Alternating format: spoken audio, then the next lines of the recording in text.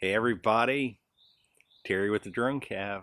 Terry with the dronecav. You know that. You know that. We're here every week, right? We always have fun. Always fun episodes. We've been doing some cool stuff, talking about some small cameras, cameras in your pocket. But we're shifting gears. We're getting back to drone and aerial stuff. A lot of cool stuff. But first of all, before we get into that, before the party starts, ah, ah, my new Scare Tactical t-shirt. Another great Christmas gift from the wonderful Kelly. Man, you just can't beat that. Last week I had my brand new dronecav shirt. This week I got my brand new Scare Tactical. But where can you get these? I know you're just dying out there. You're just saying, I gotta have it. I'm left out. I'm just in the dust. RomeroPictures.com/merch and get you one. Or two, or a dozen. Buy them for gifts. You know, this is starting to sound like a, QVC commercial thing or whatever. But hey, these are really cool shirts. They help support the Indie Brigade. The artwork is amazing. I had my dronecav shirt on the other day. Somebody's like, hey, what's the dronecav? It's cool. It's so cool to do that. I mean, it's got like trick stuff on the sleeves. Some of them even say blamejoe, but this one's Scare Tactical. Cool stuff. Cups for the Wagner Wild, Scare Tactical dronecav, Romero Pictures. I mean, we've got some neat stuff on there. So anyway, I'm not sales pitching. I always say that. I'm just excited about it. It's cool stuff, and we have this stuff for you to show your pride in the brigade. So anyway, enough of the commercial. And for our next trick, all right. Now, I was talking about drones, and we're getting back in the air, and I've been talking to some of you. Some of you are getting new drones. You're getting out there and flying, and I can't tell you how excited that makes me. I love to see that you're able to take some of these things and go out and just, dive into the water. I mean, maybe that's a bad metaphor for a drone because you don't want to crash in the water, but you know what I mean. Jump in and start learning this stuff and how it can apply to your photography, your cinematography, your videos, whether they're for film or personal, or it doesn't matter. I mean, you're out there shooting and having fun and being creative. That's what it's all about, right? So today we're getting back into flying. We're getting the drones back in the air. So one thing that always kind of is a bit confusing is terminology. So I want to talk about that today. I want to talk about some terms for types of shots and the perspective of shots and composition and things like that, because that's such a key thing. And I've said this a bunch of times. I'll always say this, especially now that, it's kind of early in the year. We're going to start seeing new drones and new technology and new stuff and new software and this and that come out.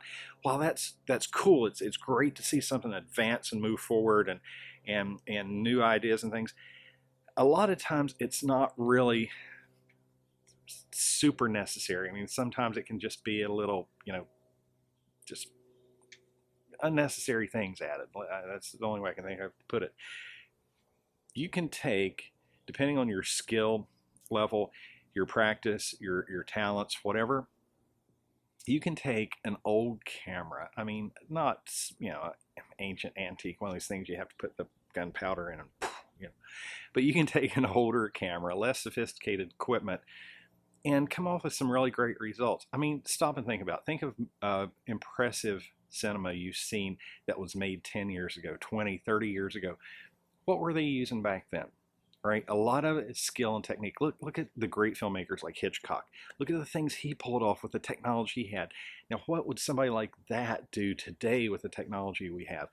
That's where I tend to settle in my brain. It's like, if you have really good, capable equipment, all right, it's up to you to make it sing and dance. So we're going to talk about that today. We're going to talk about a few different types of shots, how to get those shots, and I'm going to show you a few examples. I'm putting the drone in the air, and at the end we're going to take a look at a few examples. So again, let's just jump right into it. Ready? Dive right into it. The terminology. One term that is thrown about willy-nilly is pan. Pan left, pan right, pan up, pan down, pan over here, pan there, pan back, pan. All right. If you're a filmmaker, you're probably going crazy, right? Panning is not just this generic all over the place term. I mean, it can be used that way. I guess you can use a screwdriver handle for a hammer too. But if you're seeking that more professional look, particularly if you're working with clients, you want to kind of sound like you know what you're talking about. But aside from that, there are differences into some of these terms. Now, I'm just going to jump right into it. A pan shot is where your camera, and we're obviously the drone is the camera, would be staying in a fixed spot, but there's a rotation on a vertical axis. See that? The drone's not going anywhere. It's going to hover in place, but it's going to pan. Think panorama, right? It's panning around. Now, there's a cousin shot to this called a truck shot. All right, this kind of gets dabbled in with another term you've heard called dollying. A truck shot would be also a horizontal type move where a pan stays across a horizon or horizontal type shot.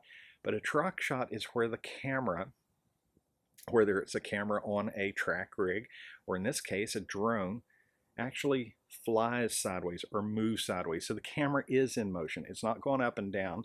It's not tilting. It's not doing anything like that. It's actually moving to maybe follow a subject, say someone walking down the street or whatever. It's just kind of trucking along beside them. Now, why is a shot like this ideally suited for a drone? Well, the pan is obvious. I mean, you can get some amazing, some very dramatic shots of landscapes, oceans, cliffs, mountainsides, cityscapes, things like that so effectively and efficiently with a drone because it's easy to deploy. It doesn't have the expense and all the gear involved. I mean, think about the small budget filmmakers. What if you need to get a shot of say a cityscape or whatever from a couple hundred feet in the past? You couldn't do it. I mean, the cost would have been crazy to get a helicopter, get a camera rig on a copter, all the permits, the insurance, all that stuff. Where you can do it for a fraction of the cost with really one, maybe two operators, a VO, visual observer, working with you to get that shot. So drones put these shots in your hands now. Same with a truck shot. Say you just need a quick shot to follow somebody walking down the street or a bicycle or someone on a skateboard. Okay, yeah, I mean, there's a bunch of ways you could have done it. I mean, you could do it with a gimbal and rig still yet, but to get that ultimate smoothness, right here. And the Mavic Air 2, since I fly it because I love that it has some cinematic stuff baked into the software, does have a tracking feature built in to let it fly sideways, so we can lock onto a subject and it will follow that subject while flying sideways. It's a parallel action. Now, one thing to be aware of, it has rear sensors, front sensors, bottom sensors for obstacle avoidance. It does not have side sensors, so you would have to pay attention to your flying. Clear your flight area first, but these are all basic fundamental things, right, before flying, so you don't fly into something like a tree or a person or any other gear thing, or vehicles or anything like that. So anyway, two shots there, a pan and a truck. Really, really ideally suited with a drone. I'm not going to say they're easy because I never try to discount or downplay the skills and all that stuff involved. So anyway, there's a couple there. All right. Now, we've got Dolly and Zoom. Now, what's the difference there? Well, they're very similar because you're basically taking your frame and you're tightening in on a subject. You're moving in to put the focus on an item in the frame, right? It could be a subject, it could be anything, whatever. So you can zoom in with your camera, and depending on the camera you're using, in this case, again, the Mavic Air 2 has a digital zoom. Some drones have optical zoom, which is lossless. That's a better quality typically, but it does have a digital zoom built in.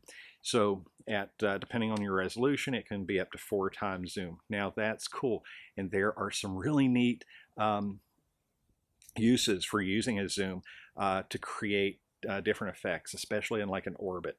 Now, a word I'm going to throw in here, talking to you, Lance Wagner, the Wagner Wilds. I know Lance digs this word. Lance, are you listening? Are you ready? Are you sitting down? I'm going to use it. Ready? 1, 2, maybe a drum roll. Parallax. Parallax. Not a pair of slacks, but a parallax. All right. Parallax is the visual relationship you see between a subject in the foreground or midground and background. So, for example, you could use a zoom to focus on a subject while doing an orbit, and you're going to see that background move faster than them. And it's kind of a special use thing, but there's some cool uses for it. But now, getting back to parallax. Say you're just flying in on a subject. We're not zooming in. We're talking about just sort of a straight-on shot, right? Okay, the drone is at a hover. You're zooming in, all right? You're tightening in on this person's face. That's cool. That way you don't have to fly into their face. But say it's another subject, like maybe a building or a window in a building or whatever. You can zoom in on that, but there is something that the eye perceives about the change in perspective, the relationship of the camera to the subject you're filming. So if you were able to fly in to that subject, you're going to see the background elements shift somewhat in relationship to that foreground item. That's the parallax effect. And so you will see a difference between dollying in, which would be on, say, a track if it's a conventional camera, or on a drone. You can dolly in or out, or you can zoom in or out. Again, that dolly term is something to not get, just tossed around. I mean, it's what it is. I mean, you're dollying in or out. We're back to root beer. All right. Now we've got vertical shots, and two very typical vertical shots are a tilt and a pedestal shot. Again, these are perfect for drones. A tilt shot would be where, let's pop the gimbal guard off here. An advantage of a gimbal on a drone that's so cool is the ability of it to move up or down, and you have control of that from your controller. You have a wheel that adjusts the tilt angle of that camera. The cool thing about the Mavic Air 2 and some of the other Mavics is that the tilt angle will increase above the 0 point, and the 0 degree angle is dead straight on, right? So it'll have, I believe, 10 or 12 degrees of upward rotation and all the way down to 90 degrees. So that works really well, again, if you hover the drone. Now we're going to use an example of, say, a tall office building, 20, 30 stories, whatever. You're at about the 5-story mark, and you tilt up. So that's going to kind of give you this view that you're looking up, right? That's a cool shot. But what if you need something more along the lines of actually flying up the side of the building while staying in a constant relationship to the wall, the outer wall of the building, the windows or whatever? Okay, that would be a pedestal shot. Now again, a drone is ideal because it can fly this. You can lock onto a distance. You can do whatever creative adjustments that you would like to get those two different types of shots. So that works out really well. Now, I will say about this drone, and this is typical of a lot of drones, they do have different flight modes. The 3 flight modes, and this is a switch on your controller actually, gives you 3 settings. One is called tripod. Basically, that slows down your sticks. So any stick input is going to be muted just a little bit. It's going to be, I don't know, maybe 70 or 80% as much input as the normal setting would be. So if you yaw the drone, or if you do any actions, it's going to be a little slower. It's going to come to a stop a little slower. So it's going to be, again, smoother, a bit more cinematic. Tripod. Now there are other additional settings in the menu that you can go in and fine tune all these things on the flight modes to adjust, say, the tilt speed. So as you hit the stick or the control to tilt the camera, move the drone or whatever, it will adjust the input speed and the stopping speed of these things. So you can really get some fine-tuned cinematic adjustments with the Mavic Air 2. I don't think these have made them into the bigger Mavics yet. So again, that's what makes this guy a pretty good tool for these uses. And the next mode would be normal. Again, it's pretty self-explanatory. The stick input is pretty directly related to the motion of the drone, so it's going to match up pretty well. Lastly, we have sport mode, and that unlocks the speed. This dude will do over 40 miles an hour. It flies really fast. Everything happens a lot faster though. Your collision sensors are disabled, I believe, things like that, so you got to be aware of it. Now, why would you need that? Why would you need to fly at 40 miles an hour? Well, if you're doing a shot at a higher altitude, say over a stand of trees, maybe you want to get that kind of flying over a forest shot. If you're flying slow, you're going to see less motion. It's going to be, is the drone even moving? I mean, depending on your altitude and what's going on. So at a higher speed, at that altitude, it's going to detect more of a sensation, or it's going to record more of a sensation of motion. So that's where you would need that. You're going to cover more ground a lot faster. Remember, you're going to burn more battery. Some things to consider. But those are three modes that can be used in different ways for different effects and different outcomes. So anyway, that's a little kind of quick and dirty about that kind of stuff. I do want to throw one more bonus tip in here. Kind of related, kind of not related, just something kind of curveball here, because the sun is kind of crazy here today. It's a beautiful Florida day. It's about 80 degrees, but we've got some weird haze and clouds. It's been foggy all morning, and the sun, you've probably noticed, has just kind of come in crazy, and now it's dark and cloudy again. I want to talk about white balance for just a second. White balance is kind of easy to forget about if you're shooting in an environment exactly like what we've got going on today, or if you're doing some pans, like a 360-degree pan especially. You're going to have a brighter spot and a darker spot in the sky typically. And as you're flying a drone, you're typically going to get more sky. You're going to be up at altitude. See, the sun's coming back out. So that automatic white balance is going to try and constantly compensate. So that means if you take off and everything looks good and you're aimed toward more of the darker side of the sky, you're going to see detail in the shadows and things like that better. And when you get around, you pan your shot around and you pick up more of that bright shot from the sun coming in, that is going to cause the camera to try and compensate. So that's going to sort of darken everything. It's going to like hit the shades, and you're going to lose that detail, say in the ground or the trees or whatever the darker elements of that frame are. So if you can go in and choose either one of the presets, because most cameras are going to have white balance preset for cloudy, sunny, even incandescent, fluorescent, different lighting situations. If you want to go in and use a preset, that's great. If not, you can always use the manual presets. For manual, if I use one of those, I typically start out with like 5500 and bump it around up or down a little if needed. So don't forget about white balance. I can't even talk. Don't how can you forget now? We've made a big deal about it, as well as white balance stuff.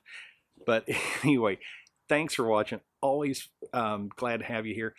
Wait till next week. We have got some crazy cool stuff coming. Man, the dronecav, we've just got stuff. The whole Indie Brigade.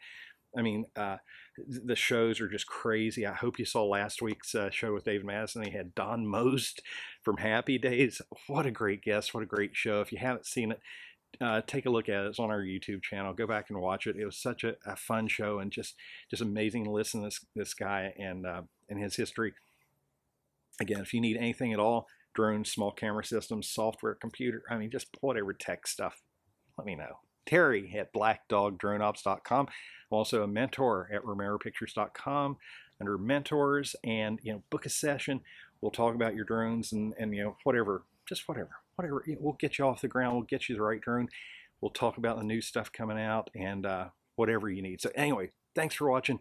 Check out these clips on pans, tilts, dollies, zooms, and this and that and everything else. Don't forget about your white balance, and watch your dronecav news for next week's episode. It's It's going to be cool stuff.